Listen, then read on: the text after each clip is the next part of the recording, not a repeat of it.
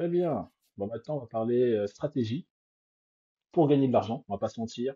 Une grande partie des personnes qui vont vouloir acheter des bitcoins, et j'en vois beaucoup dans mes étudiants qui n'écoutent pas mon cours et sont sur tel ou tel site pour voir comment acheter des bitcoins. C'est dans le but de faire un peu d'argent derrière et donc de faire un profit. C'est possible, j'en ai vu.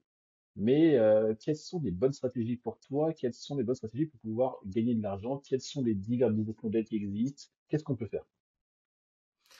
Alors déjà, les bonnes stratégies pour investir dans le Bitcoin et gagner de l'argent, il y en a autant qu'il y a de profils d'investisseurs.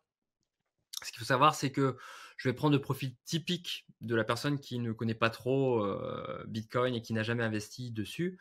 Il y a une double stratégie. La première, c'est déjà de s'informer et de comprendre un petit peu comment ça fonctionne d'un côté. Et de la deuxième, quand on veut investir, c'est d'aller sur les bonnes plateformes et dans les bons endroits. Aujourd'hui, il y a des plateformes qui sont assez simples d'utilisation, comme crypto.com, comme Binance ou Swissborg.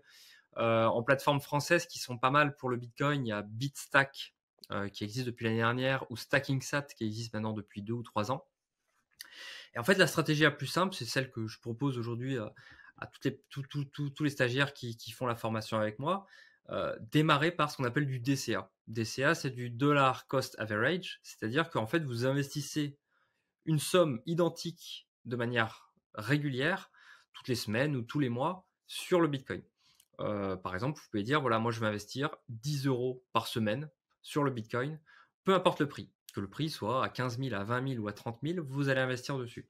Alors à quoi ça sert? Déjà, ça vous permet d'avoir un prix qui est lissé vers le bas, parce que si vous avez des pics, oui, vous allez avoir le point haut, mais la plupart du temps, en fait, le Bitcoin est dans ce qu'on appelle des zones d'accumulation, voire des chutes.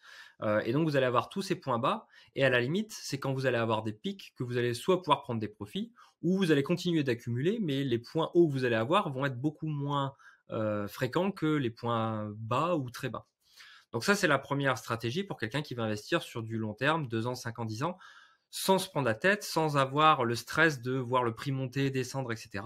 Là, vous êtes tout le temps content parce que quand le prix augmente, vous avez votre capital qui augmente. Quand le prix baisse, vous êtes en train d'acheter pas cher. Donc, sur le long terme, c'est plutôt confortable.